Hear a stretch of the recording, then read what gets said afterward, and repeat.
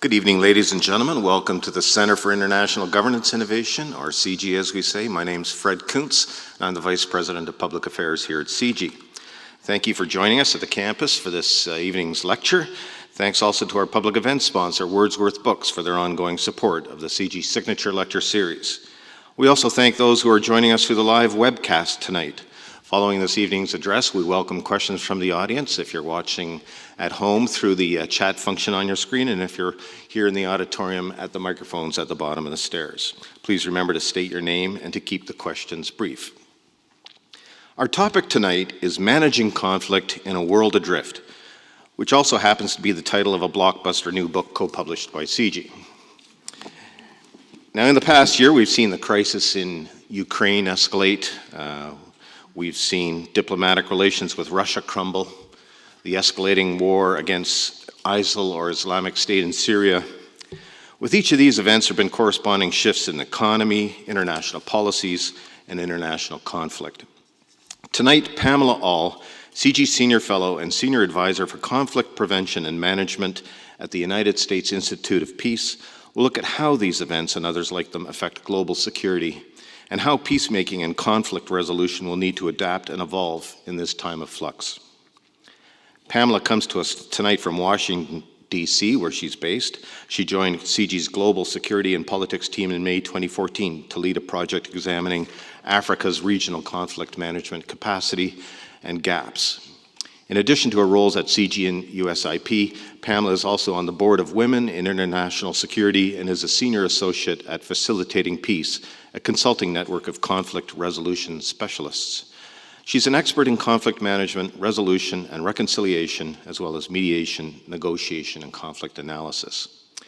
Now, you may have seen in the program invitation that tonight's event was to include Fen Hampson, Director of CIGI's Global Security and Politics Program, and together with our featured speaker, a co-editor of this book. But Fen is under the weather and has doctor's orders to stay at home, so if you're watching the webcast, Fen, please get well soon. Just another word about Pamela. Well, she's based in Washington. She's married to a Canadian. Her kids are Canadian. One of them lives in Vancouver, and he married a Canadian. So we're very happy to have her in Canada. Please welcome Pamela Aall.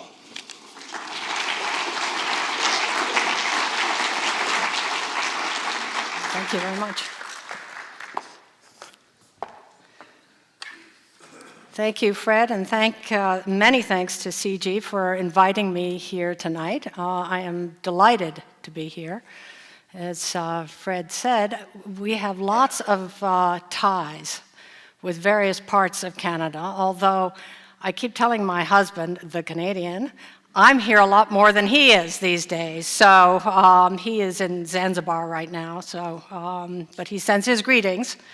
I should say one child married a Canadian, the other married an Australian, so I'm not quite sure if there's a message here or not.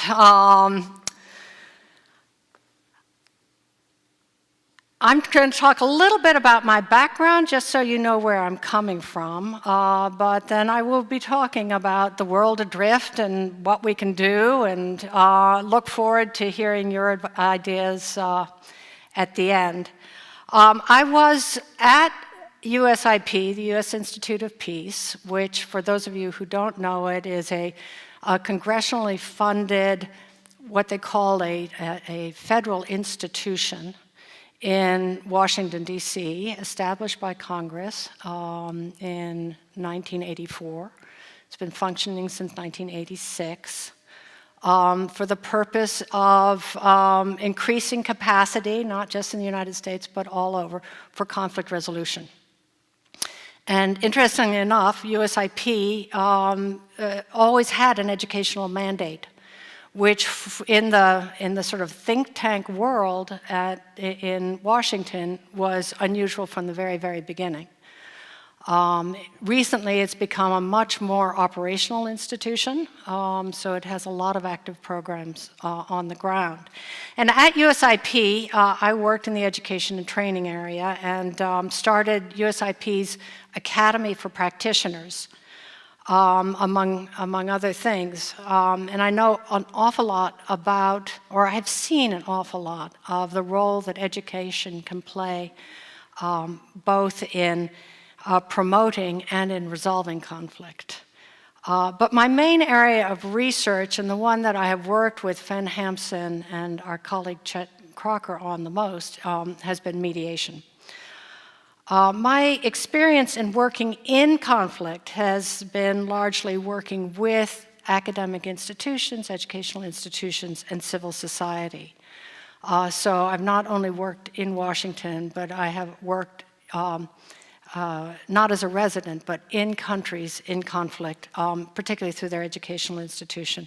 I've done a lot of training for practitioners. Some of them have been officials of governments, some have been at the UN, and a lot have been in civil society. I've worked in or on programs in the Philippines, Afghanistan, Iraq, Bosnia, Israel, Palestine. And I have experience in a lot of other countries, including Pakistan, Sri Lanka, and the Basque Country in Spain. I'm telling you this just so you get a sense of, in a way, where I'm coming from. This is also a very good practice in the conflict resolution field. You never start a program without telling people exactly who you are and where you're coming from, because an awful lot of work in conflict resolution depends on getting the trust, or at least the acceptance, of the people you're talking to. So I can't help it. I have to tell you who I am. Tonight, I'm going to talk about managing conflict in a world adrift. And as Fred said, it's a really good time to do it because Fen Hampson and Chet Crocker and I have just published this book. And it is a book, we didn't write it, we edited it. It brings together about 40 people, some of whom are here at CIGI, who are experts in the area of conflict management and governance, or conflict management and security, some aspect of managing conflict. It's a pretty big book. And we always make jokes about, well, if you can't use it for anything else, you can use it for a doorstop. But I found out exactly how lethal it was the other day when I dropped it on my foot on the edge and hobbled around for the next hour or two. So it does work as a weapon if you need it. We didn't really mean to put together a book on managing conflict in a world adrift. When we started out in 2011, we called the book Managing Conflict in an Age of Awakening, as if we anticipated a new renaissance after the dark ages of the previous century. It was right after the social and political revolutions in Egypt, Tunisia, Libya, Yemen, and the seeming spread of democratic fever all over the Middle East and North Africa, and even Myanmar, a regime that had been as closed as a clamshell around its suppressed society. So we were seeing these enormous changes. The world seemed to be awakening in other ways as well, not all of which we understood. China was beginning to be active in ways that we hadn't seen before, flexing its military muscle in its own region, and at the same time investing in Africa like mad.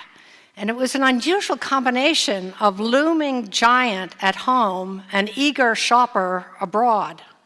We weren't sure where this was going, but we hoped, we, meaning the editorial team, we hoped that the liberalizing pull of commerce and trade would triumph over the threatening push of national expansionism.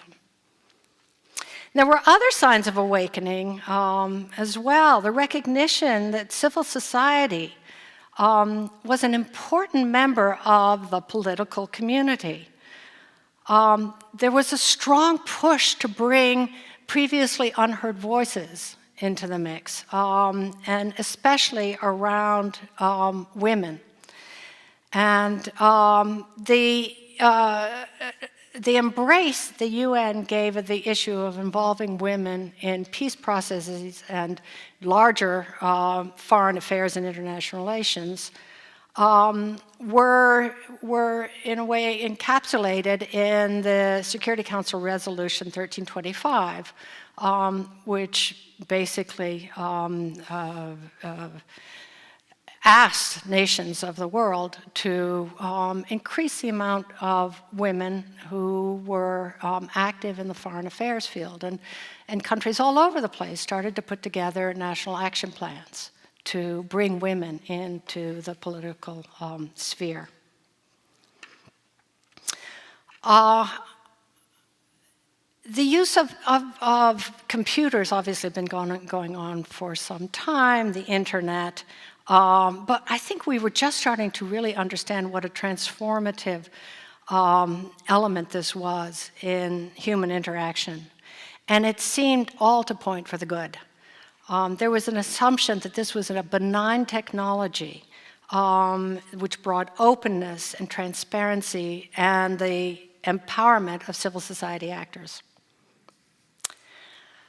But at some point in the long development of this book, and it was just published in December, so you see, it was a long time in the making, we started to see the age of awakening turning into what we call the world adrift.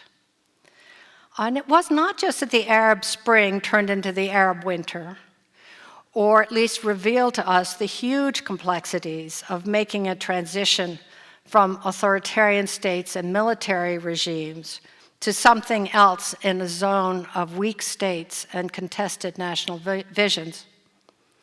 And it wasn't just that the long march to democracy suddenly started to double back as Vladimir Putin seemed to gain popularity at home, the more provocative he was abroad. And leaders like the Hungarian Prime Minister Viktor Orban started to implement his plan for an illiberal democracy in his own country. So the book became The World Adrift, Not the Age of Awakening. And one of the questions is, well, why exactly are we adrift? You know, why use that term? We could have said almost anything else. Why adrift? And essentially, there are lots of reasons that we picked this, and a lot of people have actually been talking about it, but mainly these reasons have coalesced around two. One is the rapidly changing world, and in our field, the effect that that has on the security threats and conflict that we see.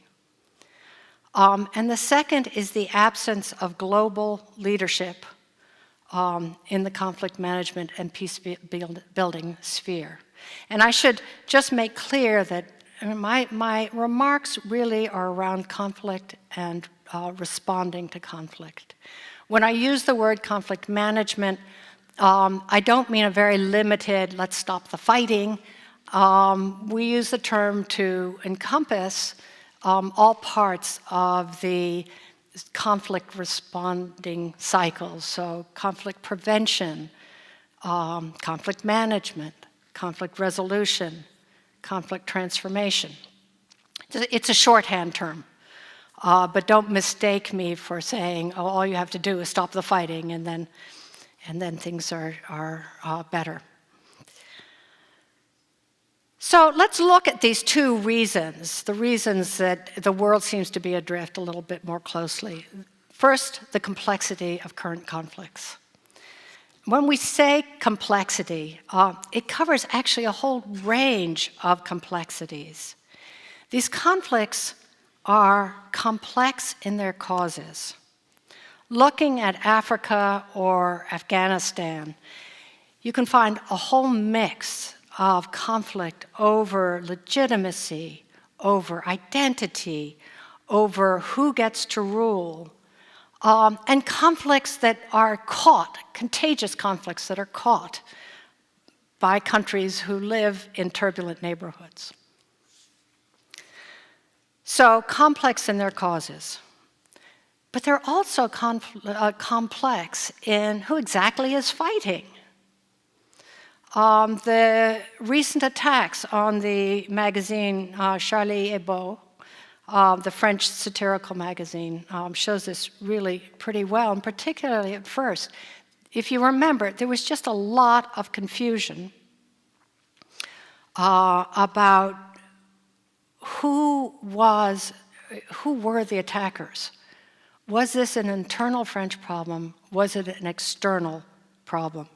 Was it funded by Al-Qaeda in the Arabian Peninsula? What about the relationship to others on the terror watch lists in Europe?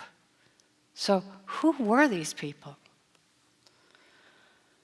And the target of the attack is not always evident, as the Hebdo murders show. You know, who was being murdered? Well, we know it was the staff of the magazine, but symbolically, what was the point? Was it to shut down this very provocative magazine, provocative in some people's eyes? Was it to set an example for other places that felt that they had something provocative to say in the international sphere? Maybe it was an attack on the French government for its role in Syria and the Sahel, or an attack on Western civilization in general for its relativist and amoral messages. Or was it an attack on the concept and practice of the freedom of speech? So we don't know. I mean, we all have ideas, but we don't actually know. And the reasons that people are fighting are unclear. We might say it's because of identity or legitimacy, but where does that deep anger that leads you to kill other people come from? So there are many complexities around conflict today that used to be easier, at least for us, to be able to explain to ourselves. We knew who the enemy was during the Cold War, during the Second World War. Today, it's a very confusing scene. The second reason that a lot of people say that we are adrift is because of leadership. And here you can take your pick who you're talking about, and it could very well be my government. And I can tell you, we hear an awful lot about absent US leadership, both from domestic commentators and from abroad. It could be the UN's leadership. The UN seems to have pulled back. The great respected institution does not seem to be playing the same kind of role as it used to. It could be the dysfunctional Security Council of the UN that does not seem to be able to get its act together around what to do about conflicts in other parts of the world. It could be under-resourced regional organizations, not able to lead because they don't have the capacity, they don't have the money. It could be the role that Russia and China are playing, not leadership on the conflicts management side, but rather leadership on a more provocative, more sometimes antagonistic side. What is true is that political leaders do not seem to be able to act with the authority that they have in the past. They do not seem to be able to have impact on the conflict management sphere as they have in the past, and to gain traction. Well, why is this? Well, certainly in my country, it is certainly partly due to polarization. We do not have consensus on much, on any policy. But it's also due to the uncertainty that I think leaders and our principal institutions feel about how do you navigate in this new kind of conflict. So one of the consequences of this adriftedness, this feeling of being adrift, is a loss of sense of control, a loss of sense of agency, a loss of sense of being able to do something about it. We certainly don't mourn the Cold War, but to have an enemy is always useful in providing a unity of purpose. And let me give you an example from my own family.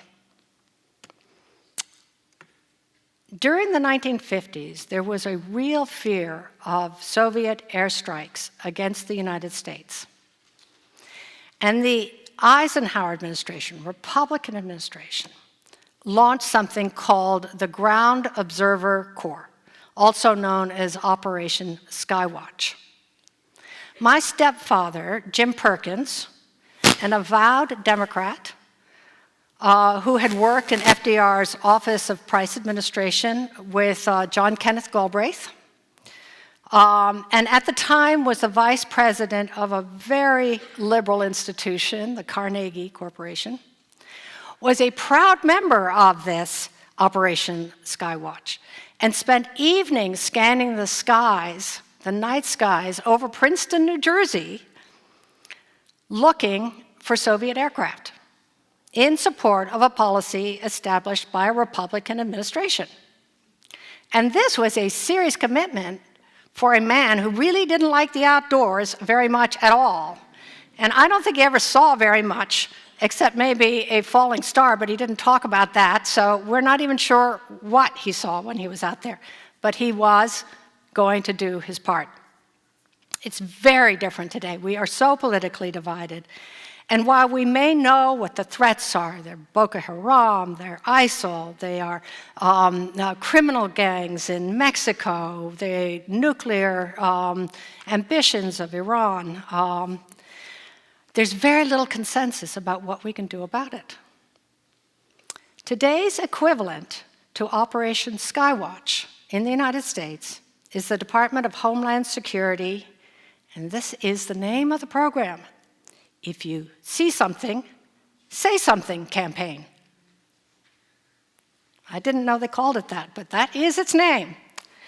But it's not always clear what we're looking for and who we should actually tell, other than the local police, which we've always done.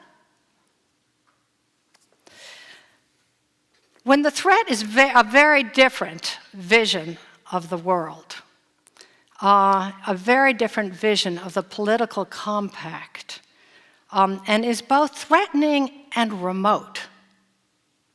It's very difficult to arrange our reactions.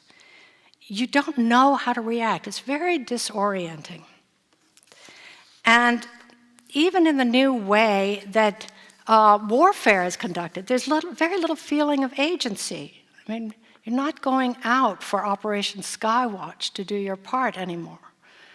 Volunteer armies, cyber warfare, and even drones, and of course one just landed on the White House, leave us with this feeling that the fight is more remote than ever, and there's not really very much we can do about it.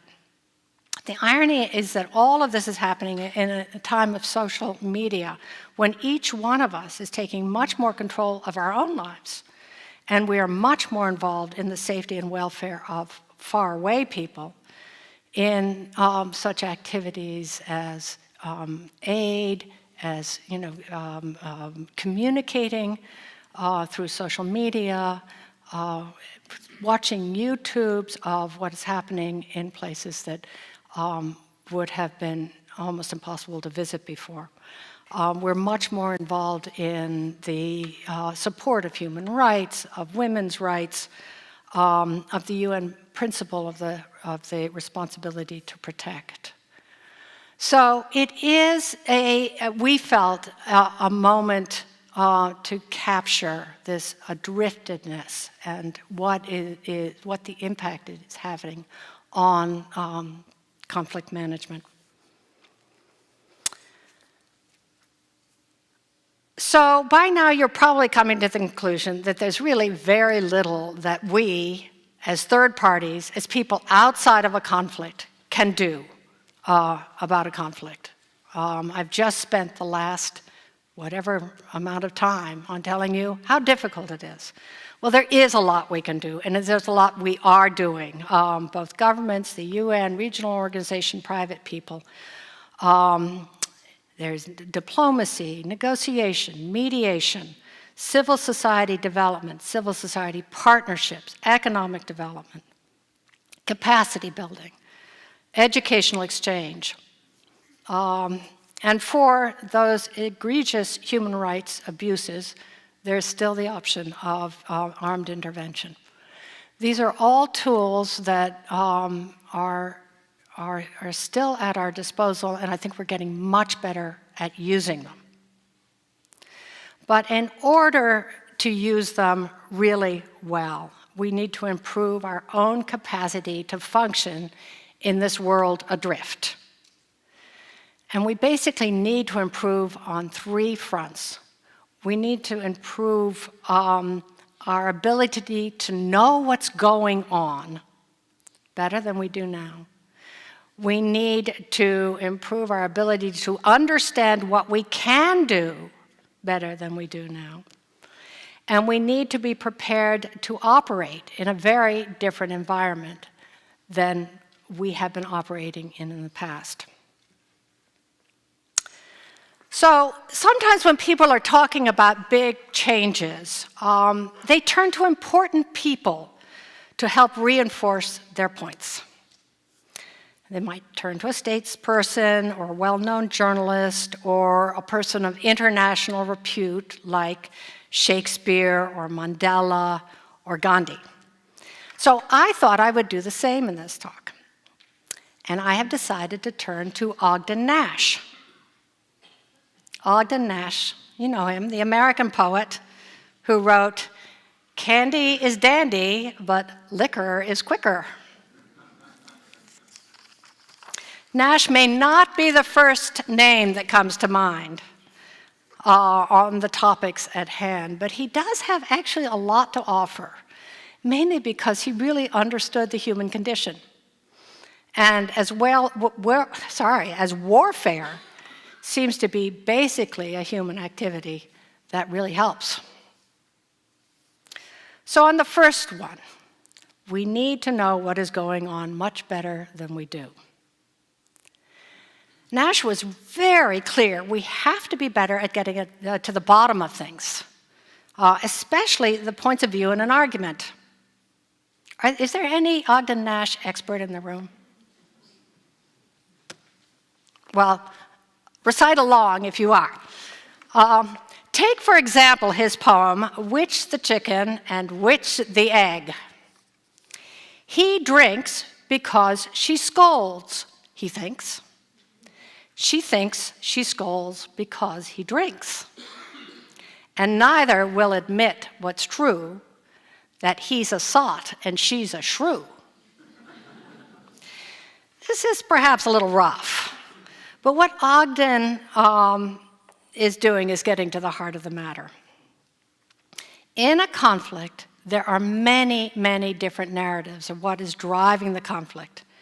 And every side has its own deeply held beliefs of what that conflict is about, who started it, who is to blame, and the way the causal arrows go.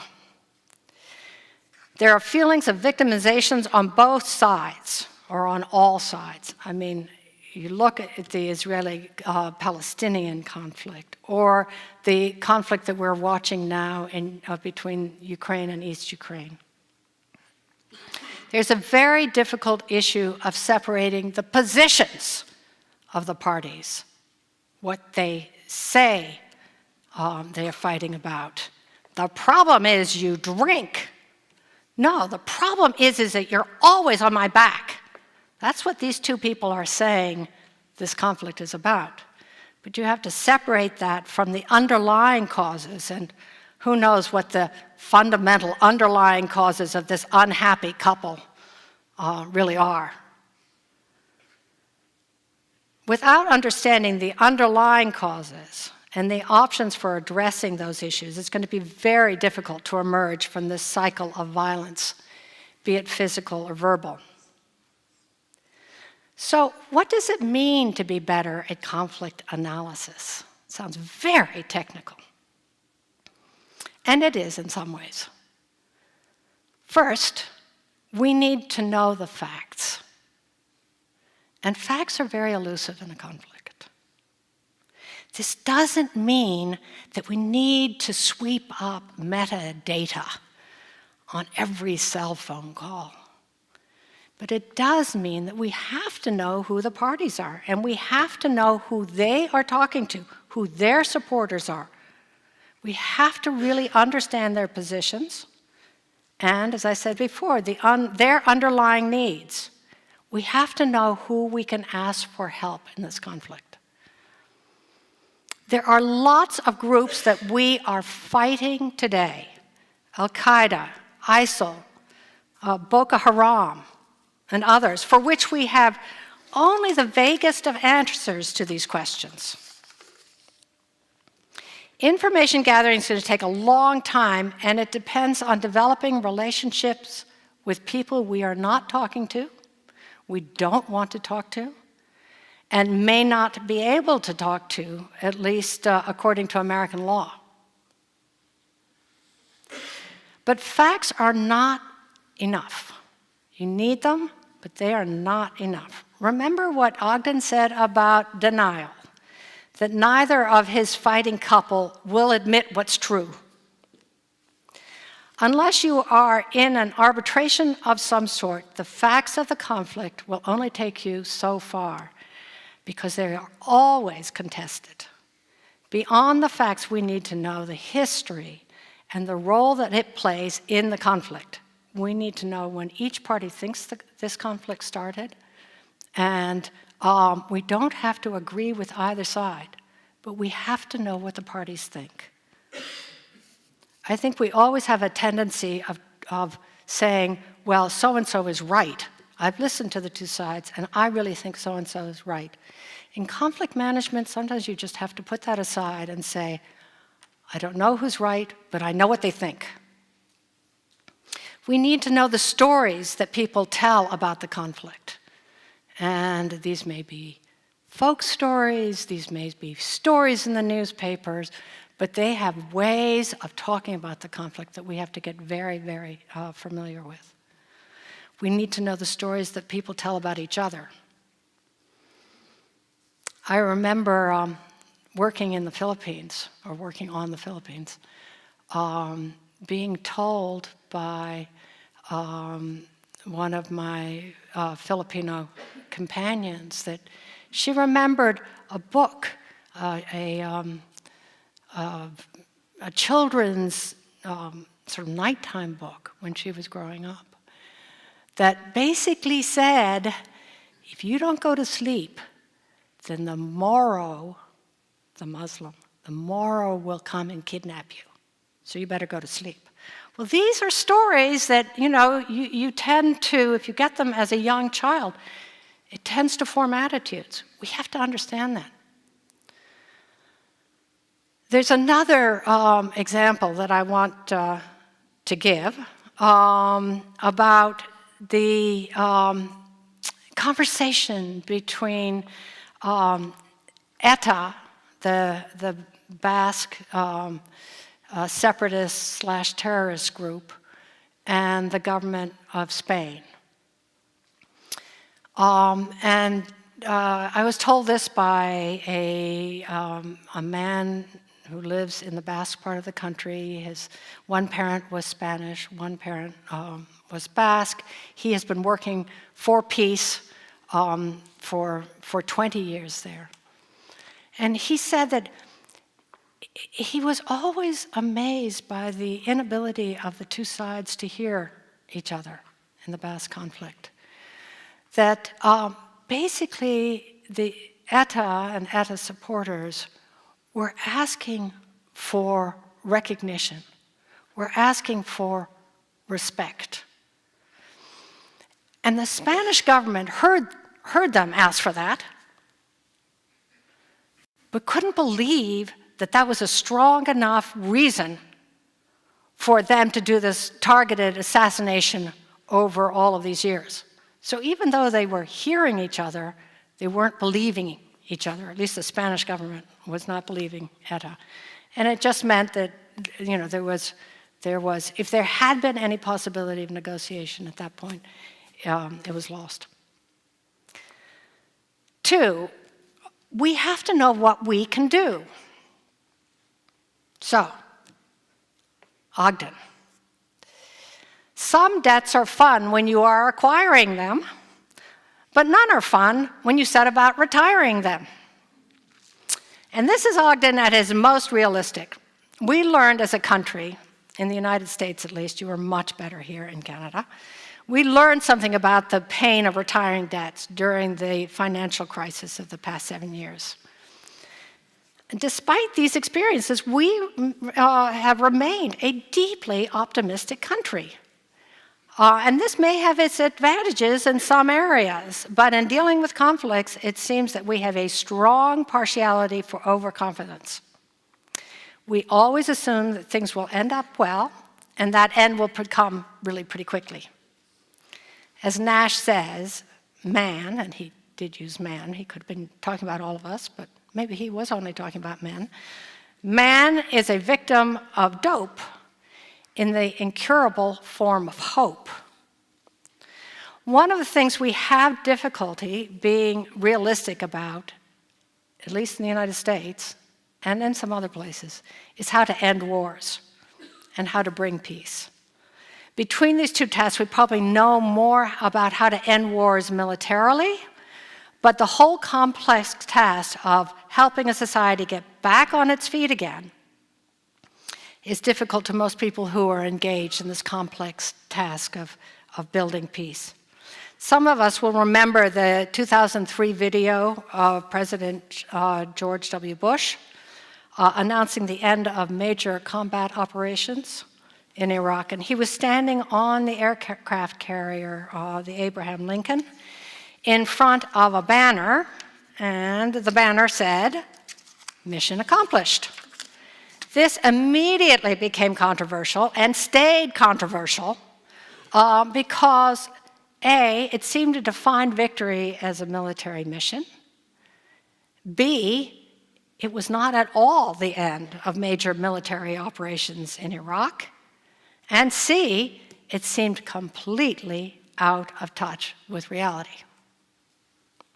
And I remember this point very well from my perch at USIP. There was a lot of talk about an in-depth study that the State Department had done on the serious state rebuilding challenges that we would get into once we got rid of Saddam Hussein.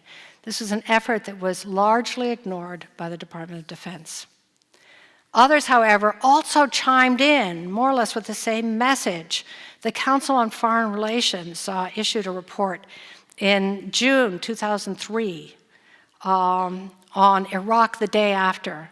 And it was chaired by State Department veteran Thomas Pickering and former Secretary of Defense James Schlesinger. And the chairman's statement there said, "The absence of a clear vision and a strategy to shape Iraq's political landscape has undermined the progress in the post-war transition and created uncertainty among Iraqis." And a few years later, Pickering, the same Thomas Pickering, said just about the same thing about Afghanistan.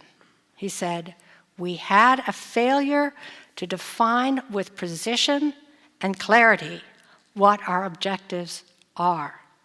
The danger is not knowing where we want to go and seeking to achieve much more than we can possibly achieve." This last quote comes from an article in a journal called Survival by Dominic Tierney, and he's a professor at Swarthmore. And it came out last September. And basically he was asking the question, why doesn't the US plan better for the conclusion of war, what he calls mastering the end game of war?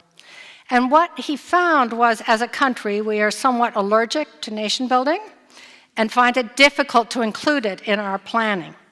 But he also found something really quite interesting in the way we prepare for war. As part of his investigation, he looked at a massive war game called Millennium Challenge.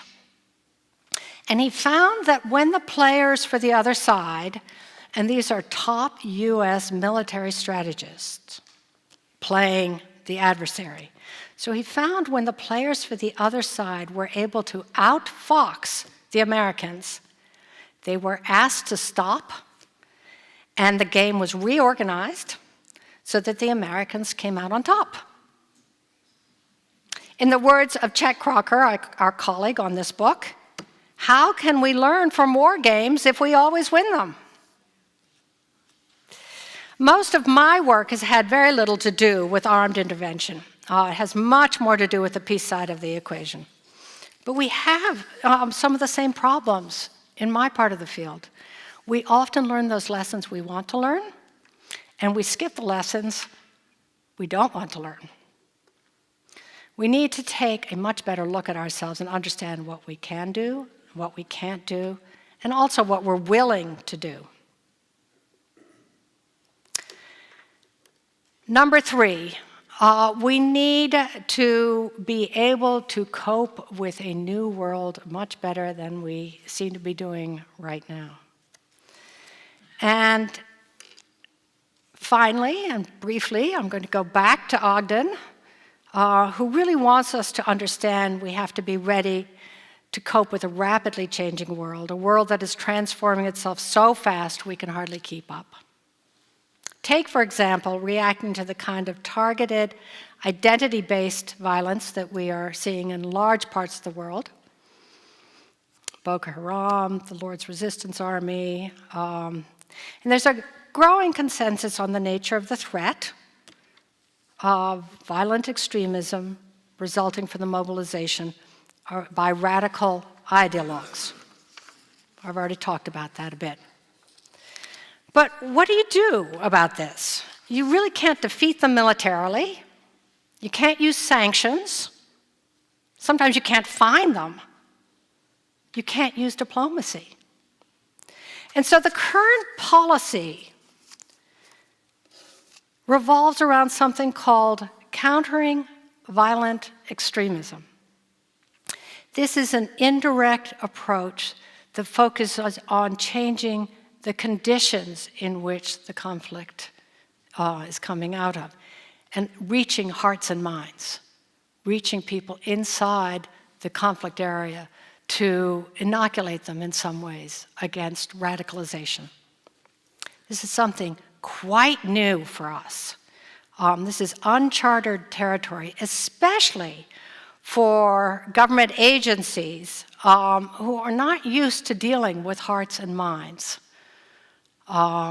Dealing with civil society, dealing with small community groups, not as a powerful actor to an unpowerful actor paradigm, but dealing with them as partners. It's very different. This is very familiar to a lot of NGOs who have been doing this kind of work forever, but they have never called it countering violent extremism. So working on what they call CVE, countering violent extremism, changes the rules, just as working on conflict in the current environment changes the rules. It means much closer cooperation, as I said, between governments and civil society, both in the conflict country and in the outside countries or institutions who have come in to help. It means a much deeper understanding of the role of social institutions, education, the media, religion, the role that they play in defining the conflict environment. It means taking cues from partners within societies that are experiencing the conflict. It means depending on insider partials. That's a technical term, meaning people who are working for peace, like my Basque friend, people who are working for peace inside their societies, who are not outside mediators, who are well known to everybody in the society. Their partiality is well known to everybody inside the society, but they are accepted as peacemakers. This is a very special group of people. So it means working with them to help guide the external activities. It means taking the lead from the people who are the most familiar with the conflict, the people who are inside the conflict. We've used a term, collective conflict management, in this book and in other books, to describe a new way of approaching conflict. This is when institutions, unlike institutions, come together to solve a problem. These are often very ad hoc. They'll come together over one problem. It won't be a long alliance. It might include governments, NGOs, private people, regional organizations. And as I said, gathered to solve a problem. There's one of these in the Philippines called the International Contact Group. And the members include Britain and Turkey and I think Saudi Arabia, and then 3 NGOs, one of which is the Secretariat. This is a very different model for most governments, for most regional organizations, for most international organizations. So we see this, this practice of collective conflict management becoming more and more important as we face these problems that we are not quite understanding and we're not quite seeing our role clearly. We need to collaborate with other institutions that can help fill in where we, whoever we are, Canada, the United States, the UN, where we are not able to engage as well. So very different collections of conflict management groupings. The conflict management crew in this world adrift will have to be decisive and flexible, informed and intuitive, prudent and creative, entrepreneurial and even-handed, and with a good sense of when to take the lead and when to leave that lead to others who can do it better. And these are attributes that rarely go together in the same person, the same institution, the same country. These are going to be difficult for us to acquire. But we need to work to acquire them. We need to work to change the way we see conflict and respond to conflict, lest we stop being adrift and are swept away by turbulent seas. Not to belabor a metaphor, but I had to come back to it. And so what is the Nash quote that I was talking about that reminds us to be better prepared for a different future than the present we know now? The trouble with a kitten is that eventually it becomes a cat. So with that, I would be delighted to take questions and hope to be able to engage in some discussion here for the next, I can't, how much more time do we have? 15 or 20 minutes. Happy to take questions about the work that we do, the book, what the work that we are doing for CIGI, or just concerns that you have about the way conflict is entering into your lives or into the world today.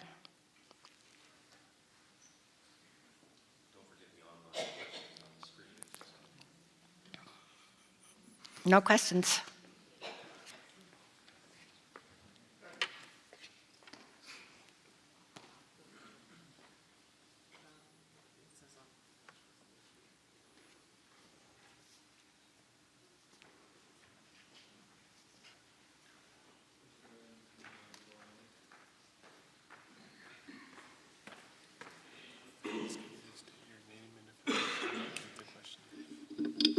questions? Yeah, thank you, Pamela, for this wonderful lecture. Essentially, I'm Joseph Wall, and I'm helping South Sudanese community in a peace-building organization here. My questions, I don't want to go back to why I have not heard of the civil conflict raging on in South Sudan, where we have between 40 to 100,000 lives have been lost, which is a tendencies of grave human rights violations and abuses that are out there in the world, but I have not heard about it. Essentially, that's not important.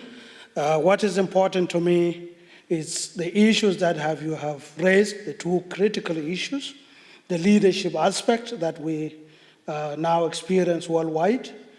And my questions now goes to you as an advisor to USIP, which has a bigger role in policies to the State Departments and the US administration. What is the current projection with respect to the resolution of South Sudan crisis, bearing in mind the conflict among the 15 member nations of Security Council and the regional issues attached to the resolution of the conflict? I'm not an expert on South Sudan. You are. And so I will not be able to answer your questions specifically. South Sudan didn't come in as an example, but it should have. So the omission was my fault. It is the story of Sudan is really one of the tragedies of watching a conflict come to an end.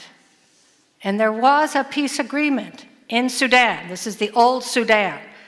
There was a peace agreement in Sudan that was not perfect, but it basically promoted some sort of power sharing.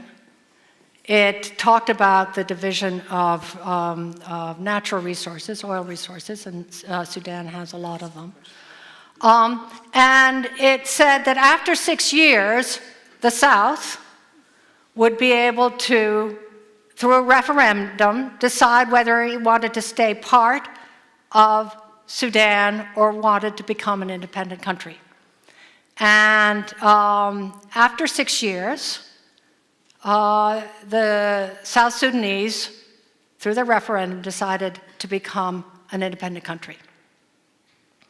Now, if you read that on a piece of paper, it all sounds like this is a best practice. It was a negotiated agreement after a 30-year war.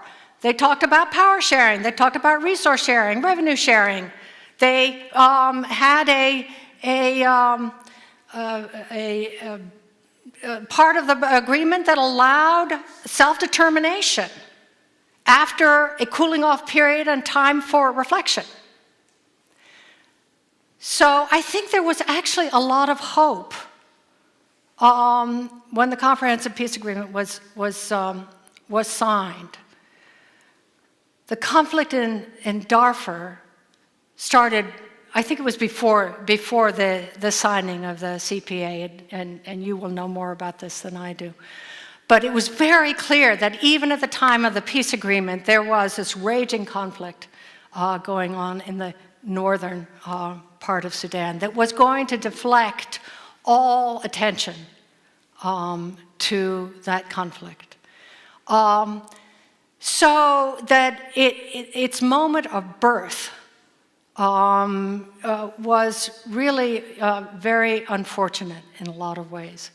Even though they had resolved on paper the conflict between the North and the South, conflict was still part of everyday life in Sudan. As the South Sudan gained its independence, it had to struggle, as a very small new country. At that point, it has some resources, but it doesn't have the infrastructure that it needs. And so it struggled along for some time until there was this tremendous ethnically, tribally based split between the leadership, which has torn it apart. So again, from the outside, what you see is the situation of a country that had in fact won its independence being rent by a really vicious fight over power. So I'm sorry I didn't talk about it. It is a very serious conflict and a very, it's a tragic one. It's a really tragic one. The United States would like to see South Sudan at peace. And I think, as much as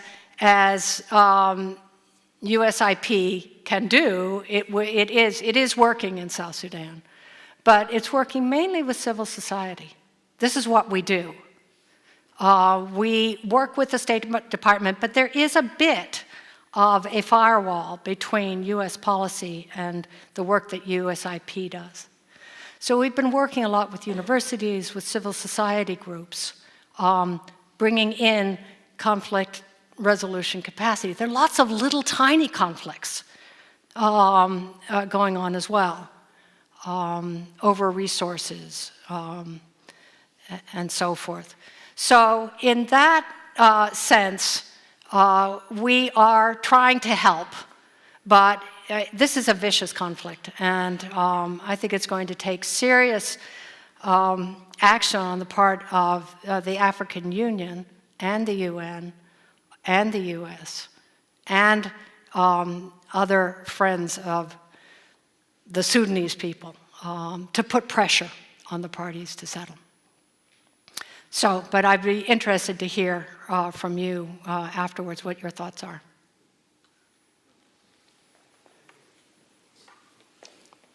Hi, how are you?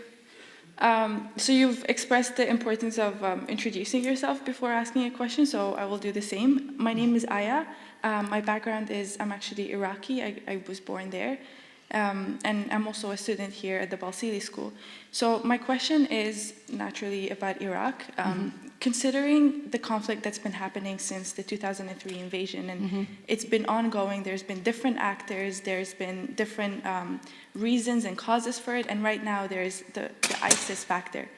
And so I wanted to ask you, because, and you've also mentioned that you've also worked in Iraq, and so to what extent do you think education can help curtail the threat or the disruption that ISIS is currently doing in Iraq, considering that there's Kurds who have different perspectives, there's Sunnis, there's Shias, there's Yazidis. So how can we use education to, I don't know, limit the threat or limit the violence, or I don't know.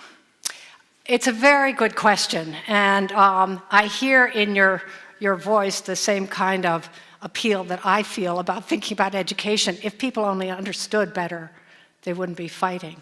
It's obviously not that simple. What I saw in Iraq, and it's been a number of years since I was there was a tremendous eagerness to learn. There was an openness to learning about conflict resolution, to learning about human rights. And what was interesting to me was that the faculty, the older faculty in the universities, had often been educated, had often gotten their PhDs abroad. They understood civil society. They'd seen it wherever they went, United States, Britain, France, wherever they were getting their PhDs. But it was the middle faculty who had never been able to go abroad that had a hard time understanding the concept of civil society and the role of a civil discourse in a democracy. And I think you know, given enough time, I think education makes a huge difference in opening up new avenues of being able to talk to other people, giving you the vocabulary to be able to reach out, making things that used to be strange not so strange. But in Iraq's case, it needs a little time for that to happen. I used to be very optimistic about Iraq. Given the threats right now, I have to say I'm not feeling it has the capacity, but it doesn't have the room to develop it now. But I think education is critical, and frankly, I think even if it is hopeless, even if you're educating in the middle of a very strong conflict, there are always people who want to hear the message. And they're often young people, but sometimes they're old people.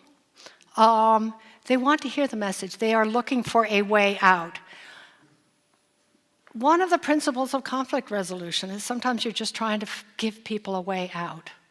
They want to end their conflict, but they can't figure out how to do it, or it's embarrassing. They'll lose face. So education can at least help shape this idea of the way out of some of the conflicts. I don't know if that answers your questions. I mean, the northern part of Iraq was quite early in its establishment of conflict resolution programs in the 3 or 4 northern universities. So back in the day, they were very active in this area, and one hopes they're still doing the same. But there is a question here on the screen. Can you comment on the role of media in shaping the narratives and urgency of conflict and conflict intervention? And this is from James from Waterloo. So the role of media. Media plays a huge role in shaping the narrative. And it's usually a very destructive role in most conflict settings. The media, it's not necessarily that the media takes an editorial point of view against one group or another, although it probably does. But the media also wants to sell papers. So it is much more lucrative to basically write in what we used to call the yellow press way, you know, demonizing groups, because that sells newspapers. So the media in a lot of these conflicts, you know, has played a very deleterious role. Some of you may remember the role of the, was it the Radio Mille Collines in Rwanda, which was radio stations broadcasting hate speech against the Tutsis, run by radical Hutus, but hate speech against the Tutsis. And it is one of the means by which they mobilized those you know, conflict-mad crowds. However, there's been a lot of work in this area, and there have been a number of institutions that have worked with journalists to make them more aware of their role in promoting or resolving conflicts, and developing what these institutions called conflict-sensitive reporting. And it doesn't mean, these institutions are not saying you have to report good news or you have to be absolutely even-handed, but basically what their messages are is that your choice of words makes a difference. And if your story is just as good using a less explosive term, use it. Beware of yourself as a participant in the conflict. And the institution I know the best, I mean, it sounds like I'm talking about something that, you know, you'd go to in London or in Tokyo, but the institution I know the best was in Colombo, in Sri Lanka. So they were working with their own media on trying to get the media to be more responsible in its actions. But I think we need to understand the role of all of these social institutions. I mean, the one I know the most about is education, but these social institutions play a very strong role in basically setting the story that a culture defines itself by. So if you don't mind me going back to textbooks, think about that book in the Philippines that, you know, used the story of the Moro is going to come and get you if you don't go to sleep. The textbooks in the Philippines actually didn't really talk about the Muslims in Mindanao at all. They just didn't exist. So you could grow up in the Philippines, going all the way through grade school, and really have almost no information about this important island to your south and the people who live there, not even their culture. So it's media of all sorts, you know, the books, television, theater, music, whatever, very powerful.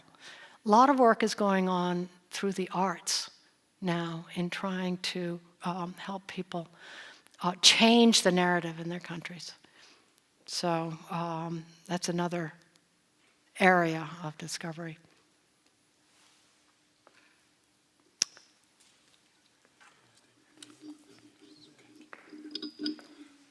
Thank you for taking my question. My name is Henry Odwar, and until about 2 months ago, I was a member of parliament in South Sudan and chaired the Committee of Energy and Mining. But it's not about South Sudan. Could you make a differentiation between peace and interest? For example, in South Sudan today, Uganda has intervened, first of all, as part of IGAD to broker peace in South Sudan, but also has sent troops to crop the government, and yet the surplus of trade between South Sudan and Uganda is about $500 million in favor of Uganda. So is there some interest vested here, or is it truly for peace purposes? And to follow this, China recently has become a player in brokering, sending peacekeepers, and yet 5% of oil that China uses comes from South Sudan. So is there some hidden agenda here? And finally, I just wanted to gauge from you, it seems there is some kind of disagreement between State House and the White House in regards to sanctions. Sometimes the State House would say, well, I mean, the White House would say, you know, they don't favor sanctions. But in particular, I'm talking about imposing sanctions on the major players in South Sudan today. The State Department would want, through the UN, to impose sanctions, and the White House does not. So what's the difference here? Is it not the same administration? Thank you. Yes, it is the same administration. Interests of interveners. Very complicated problem. Who is an uninterested intervener? Hard to find them, actually. The United Nations maybe. But when a neighbor intervenes, in whatever way, and I don't mean military intervention, I mean takes an active role in its neighboring countries' conflict, it is very definitely following its own interests.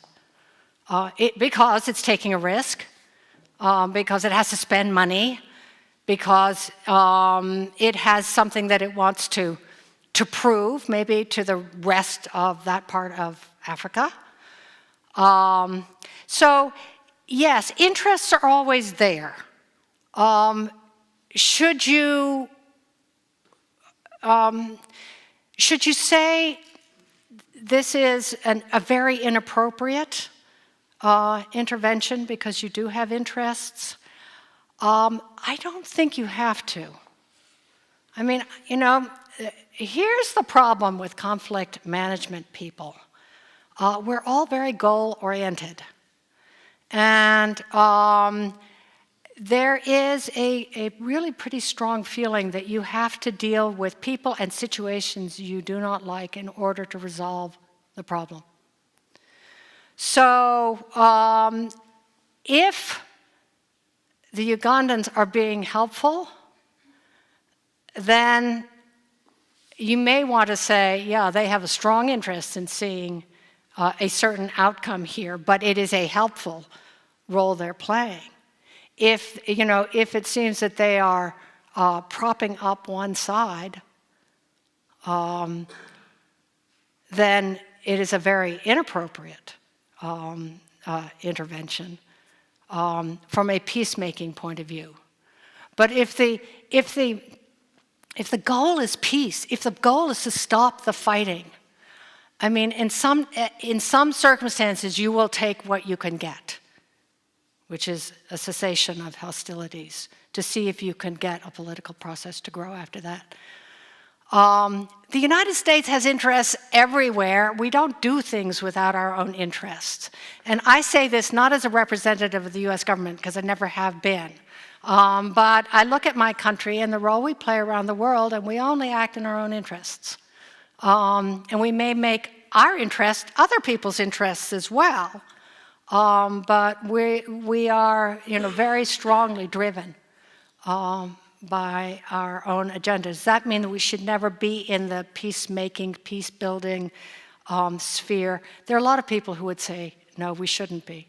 I think we should be if we can play a useful role. It's a really complicated process. It's very, very, very context-specific. And it raises all sorts of ethical questions. The fight between the State Department and the White House, it was ever thus. It's very rare the State Department and the White House feel the same thing about policies. And this is what the National Security Council is actually supposed to organize. So hopefully there will be some sort of policy-making compromise that will come out of the process. But I wouldn't predict the outcome right now. The White House has mainly driven policies in the United States over the last 6 years. So I would assume they're going to win on this one as well. But I don't know. There's one on the screen. Are there two here? Please, go ahead. I'm happy to try to take a couple, at once, if that helps. Hi, Pamela. My name is Tammy, and I'm 28 at University of Waterloo, Peace and Conflict Studies, my first year. My question is, over the last year, we've all heard so much about Malala Yousafzai and everything that she is trying to do to empower women. Do you find that over the course of years as you've been doing this, do you have any advice for women when they're first coming into this field to approach these topics in a respectful way, but in a way that is still, that we will be taken seriously and we can still offer hope and actual tangible solutions? Keep doing what you're doing.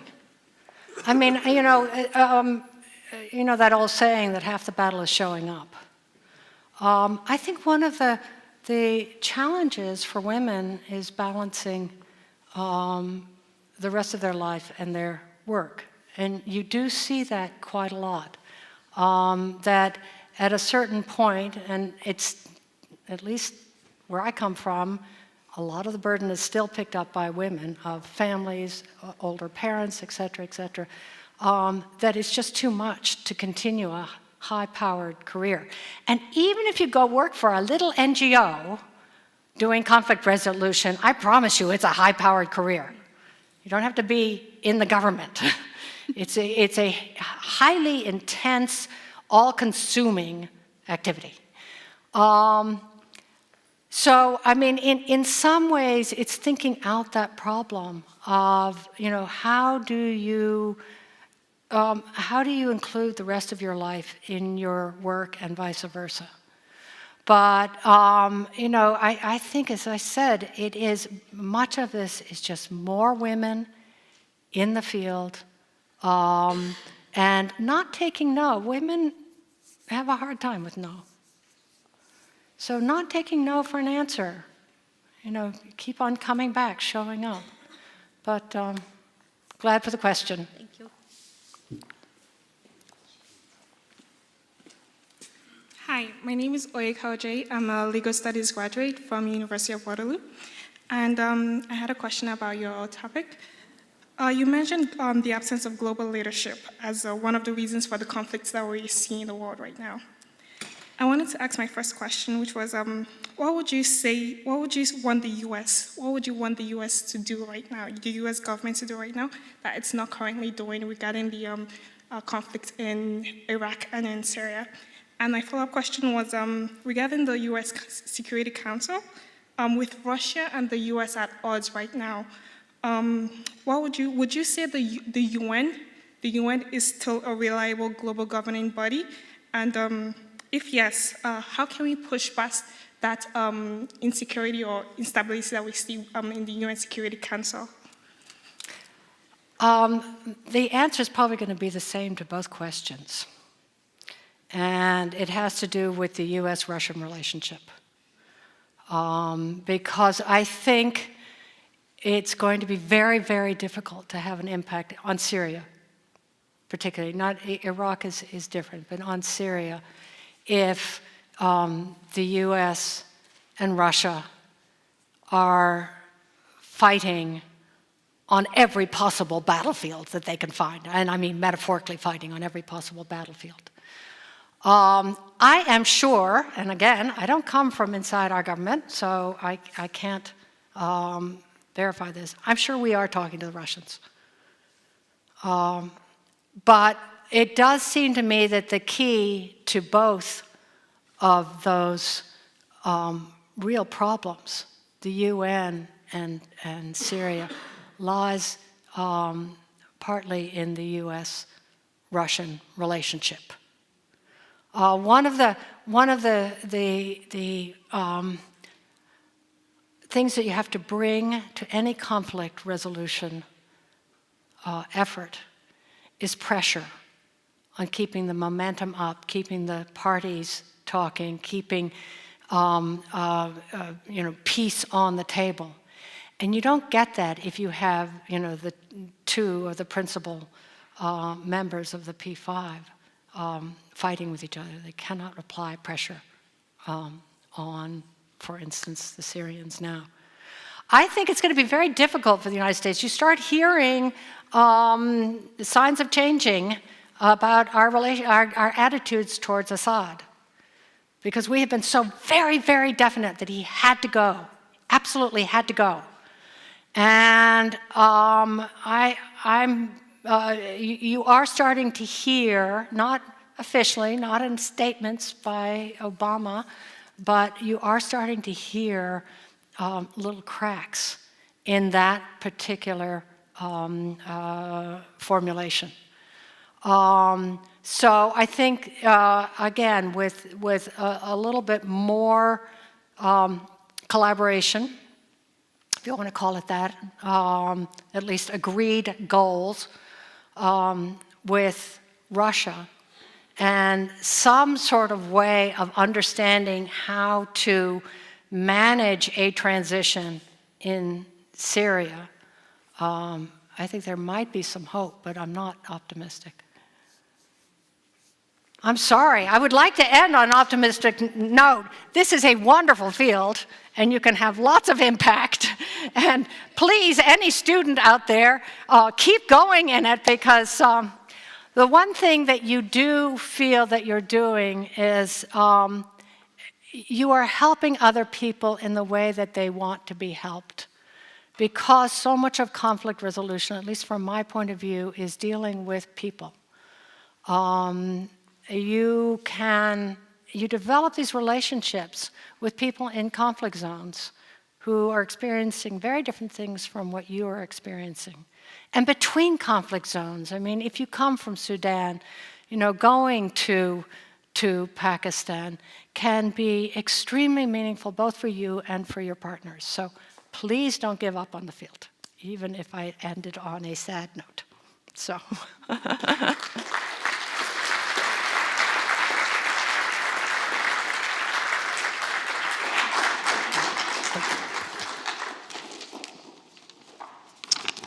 A few quick comments before we adjourn. First of all, I want to thank Pamela Aall for her lecture this evening.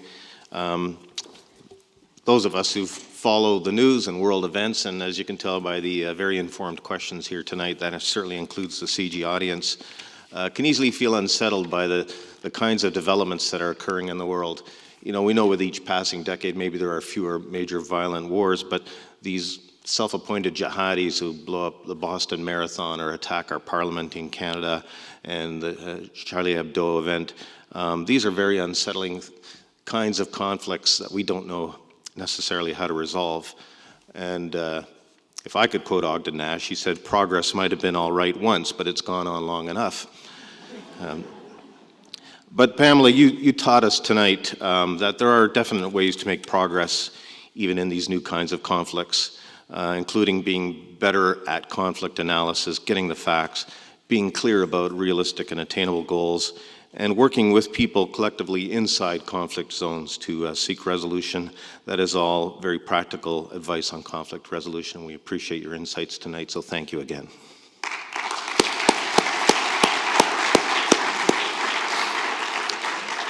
Now, just as we conclude, Pamela will be outside signing copies of this book, which is on sale tonight for only $40. It's $50 in the store, so that's a big discount.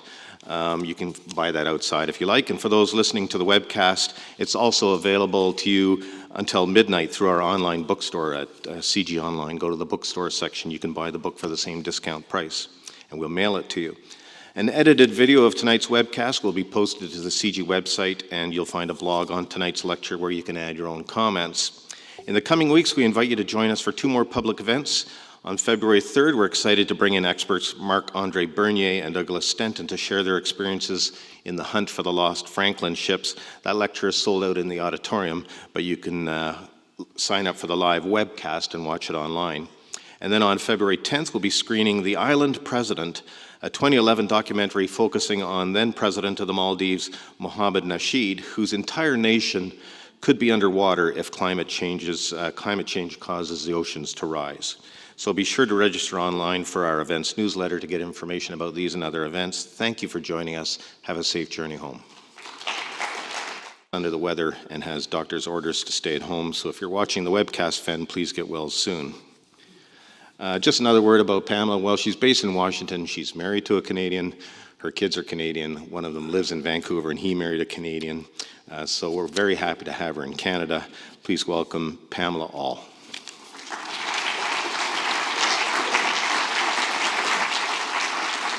Thank you very much. Thank you, Fred, and many thanks to CIGI for inviting me here tonight. I am delighted to be here. As Fred said, we have lots of ties with various parts of Canada, although I keep telling my husband, the Canadian, I'm here a lot more than he is these days. So he is in Zanzibar right now, but he sends his greetings. I should say one child married a Canadian, the other married an Australian, so I'm not quite sure if there's a message here or not.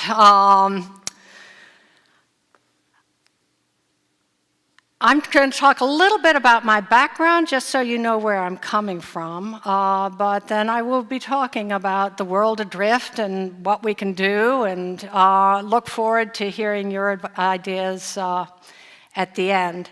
I was at USIP, the U.S. Institute of Peace, which, for those of you who don't know it, is a congressionally funded, what they call a federal institution in Washington, D.C., established by Congress in 1984. It's been functioning since 1986 for the purpose of increasing capacity, not just in the United States, but all over, for conflict resolution.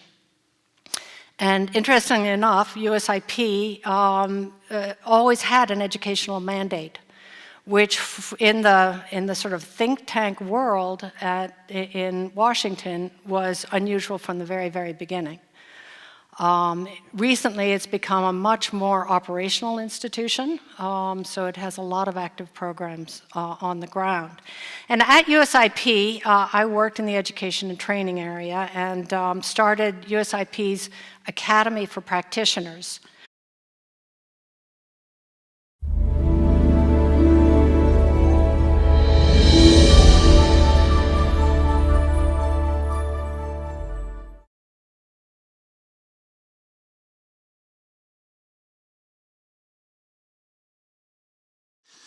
Good evening, ladies and gentlemen. Welcome to the Center for International Governance Innovation, or CIGI as we say. My name's Fred Kuntz. I'm the Vice President of Public Affairs here at CIGI. Thank you for joining us at the campus for this evening's lecture. Thanks also to our public event sponsor, Wordsworth Books, for their ongoing support of the CIGI Signature Lecture Series. We also thank those who are joining us through the live webcast tonight. Following this evening's address, we welcome questions from the audience if you're watching at home through the chat function on your screen, and if you're here in the auditorium at the microphones at the bottom of the stairs. Please remember to state your name and to keep the questions brief. Our topic tonight is Managing Conflict in a World Adrift, which also happens to be the title of a blockbuster new book co-published by CIGI. Now, in the past year, we've seen the crisis in Ukraine escalate. We've seen diplomatic relations with Russia crumble, the escalating war against Aall or Islamic State in Syria. With each of these events, there have been corresponding shifts in the economy, international policies, and international conflict. Tonight, Pamela Aall, CIGI Senior Fellow and Senior Advisor for Conflict Prevention and Management at the United States Institute of Peace, will look at how these events and others like them affect global security, and how peacemaking and conflict resolution will need to adapt and evolve in this time of flux. Pamela comes to us tonight from Washington, D.C., where she's based. She joined CIGI's Global Security and Politics team in May 2014 to lead a project examining Africa's regional conflict management capacity and gaps. In addition to her roles at CIGI and USIP, Pamela is also on the board of Women in International Security and is a senior associate at Facilitating Peace, a consulting network of conflict resolution specialists. She's an expert in conflict management, resolution, and reconciliation, as well as mediation, negotiation, and conflict analysis. Now, you may have seen in the program invitation that tonight's event was to include Fen Hampson, Director of CIGI's Global Security and Politics Program, and together with our featured speaker, a co-editor of this book. But Fen is aspect of managing conflict. It's a pretty big book. And we always make jokes about, well, if you can't use it for anything else, you can use it for a doorstop. But I found out exactly how lethal it was the other day when I dropped it on my foot on the edge and hobbled around for the next hour or two. So it does work as a weapon if you need it. We didn't really mean to put together a book on managing conflict in a world adrift. When we started out in 2011, we called the book Managing Conflict in an Age of Awakening, as if we anticipated a new renaissance after the dark ages of the previous century. It was right after the social and political revolutions in Egypt, Tunisia, Libya, Yemen, and the seeming spread of democratic fever all over the Middle East and North Africa, and even Myanmar, a regime that had been as closed as a clamshell around its suppressed society. So we were seeing these enormous changes. The world seemed to be awakening in other ways as well, not all of which we understood. China was beginning to be active in ways that we hadn't seen before, flexing its military muscle in its own region, and at the same time investing in Africa like mad. And it was an unusual combination of looming giant at home and eager shopper abroad. We weren't sure where this was going, but we hoped, we, meaning the editorial team, we hoped that the liberalizing pull of commerce and trade would triumph over the threatening push of national expansionism. There were other signs of awakening as well. The recognition that civil society was an important member of the political community. There was a strong push to bring previously unheard voices into the mix, and especially around women. And the embrace the UN gave of the issue of involving women in peace processes and larger foreign affairs and international relations were in a way encapsulated in the Security Council Resolution 1325, which basically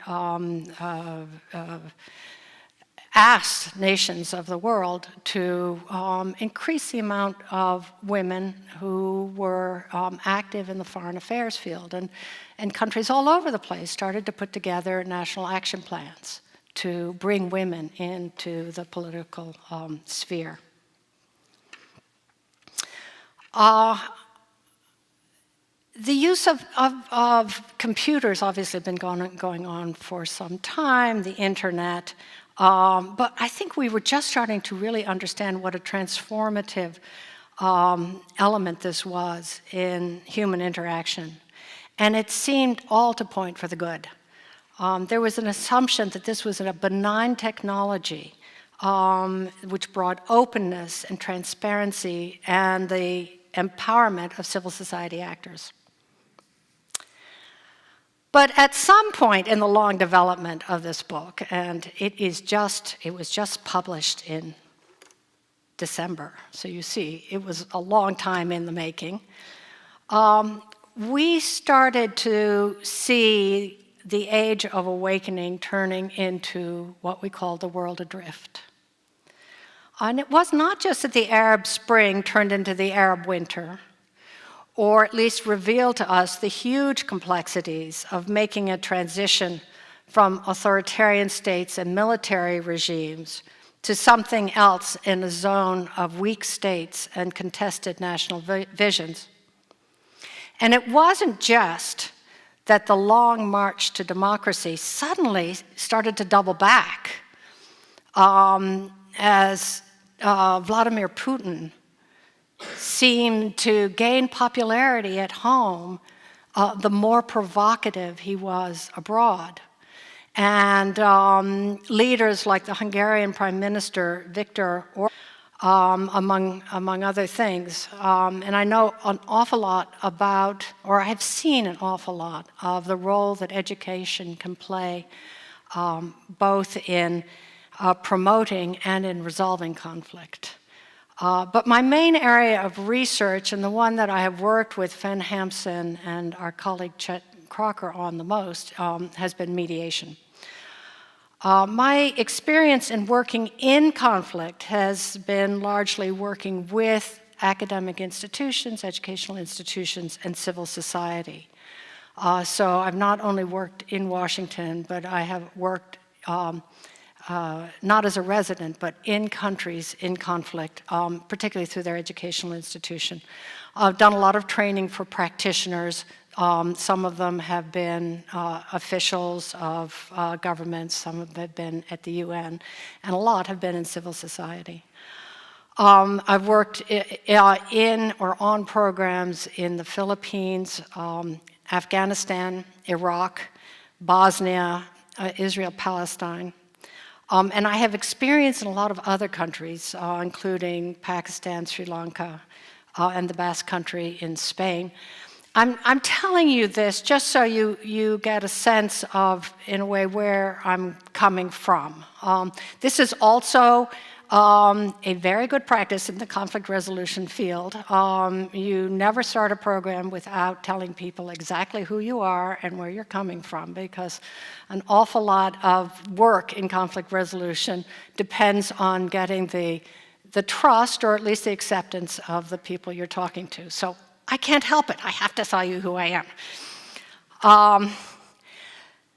Tonight, I'm going to talk about managing conflict in a world adrift. And as Fred said, it's a really good time to do it because Fen Hampson and Chet Crocker and I have just published this book.